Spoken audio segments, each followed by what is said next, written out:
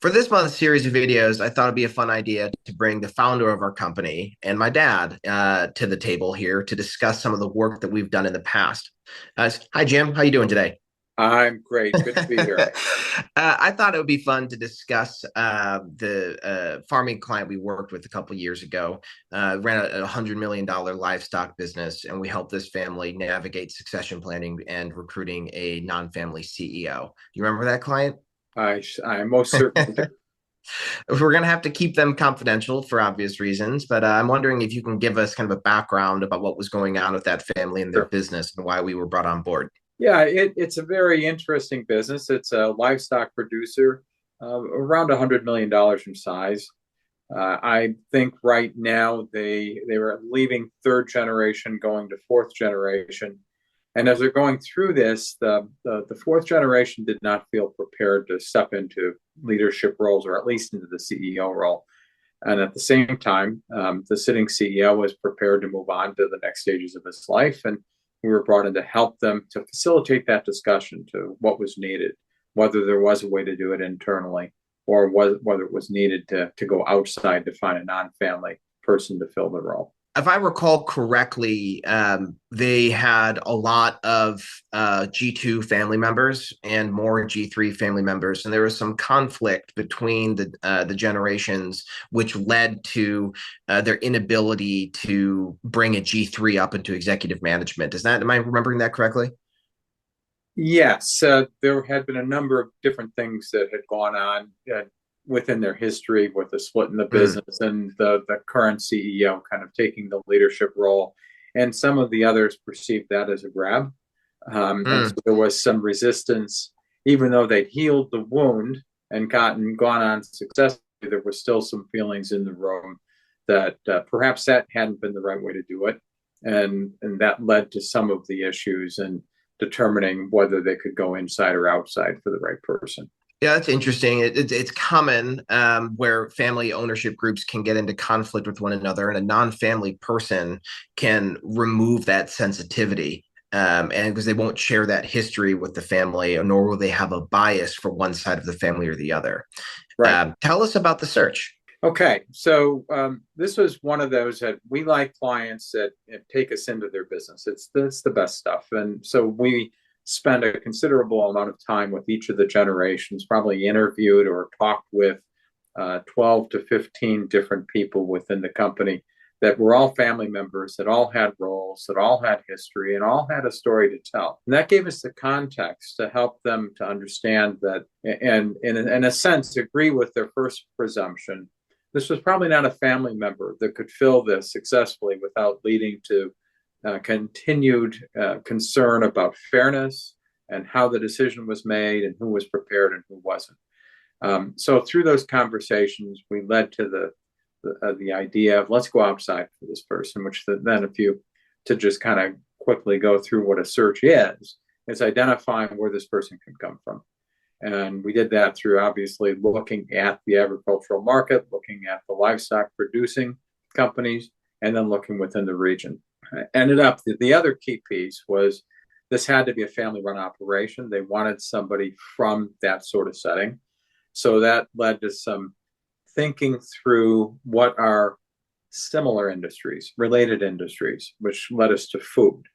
And the search kind of then led to presenting them candidates that came from livestock, that came from other family businesses in the area, and finally the successful person coming from a major private company that made food.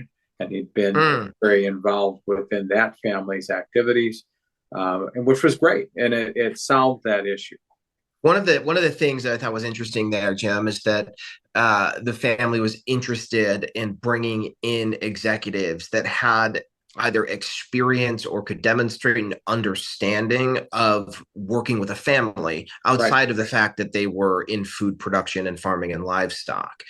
How did that help them in the long run by bringing in a candidate that understood how to communicate with the family? Yeah, well, I think it's all in our recommendation always for a family business is find someone who's been there and done that before, because the thought processes that go into decision making, the number of layers involved in decision making, the number of stakeholders in the process are much more differentiated in a family business. And so if you don't have that understanding, you can very easily miss the signals that are being conveyed within the room or from the board or within the management team about what's necessary. So what a person gains, what a person brings from being in another family business, is that they've seen this, that they don't miss those signals, that they're comfortable in that room, that they get it when a conflict that may seem simple is really much more complex because it goes deeply through the family as well as the business. One of the things that comes to mind here that happened with this project after the search was complete in the onboarding phase is that the new executive that came on board began to make the exiting family CEO uncomfortable. The exiting CEO, who'd been running the company for I think 40 or so years, if I remember correctly, right, understood the need to exit and retire, understood the need that the business would move beyond him and it was his responsibility to let go. But the intellectual understanding of that is one thing, and the reality of passing over authority to someone else is very, very difficult. Yep. And the candidate that you found for them, that our firm found for them, ended up being pretty successful at navigating that. Can you help us understand how that dynamic unfolded?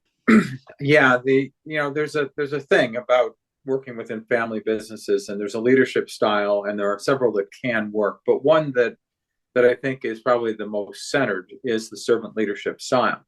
And this is someone who can effectively work with, that can sublimate his or her ego as they become a part of the business. So a big part of the win here was that the individual who took the role was capable of ego sublimation, at the same time being able to lead with that in mind. The fact that the candidate, the hired CEO, was capable of showing maximum respect for the outgoing CEO helped a lot. But even with that, there had to be regular and frequent communication between the two of them to talk through the whys and how come this fast? Why does this need to be done? Something as simple as the outgoing CEO wanted to be present in management meetings, which obviously changes the room entirely. And then very gently, the incoming CEO had to find a way to make that clear without having the outgoing guy feel like he was being shoved out the door. And yet those feelings still persisted, which then required the servant leader, new CEO, to be able to work with and show, I'll use this word very gently, show love for the outgoing CEO. Show him that it was in his heart that he believed that this was the right thing.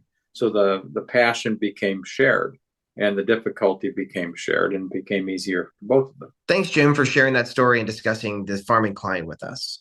If you, the listener, would like to learn more about how we work with family companies, you can visit our website. You can also follow this YouTube channel where we'll be regularly posting more conversations like this, sharing stories of our work with family companies.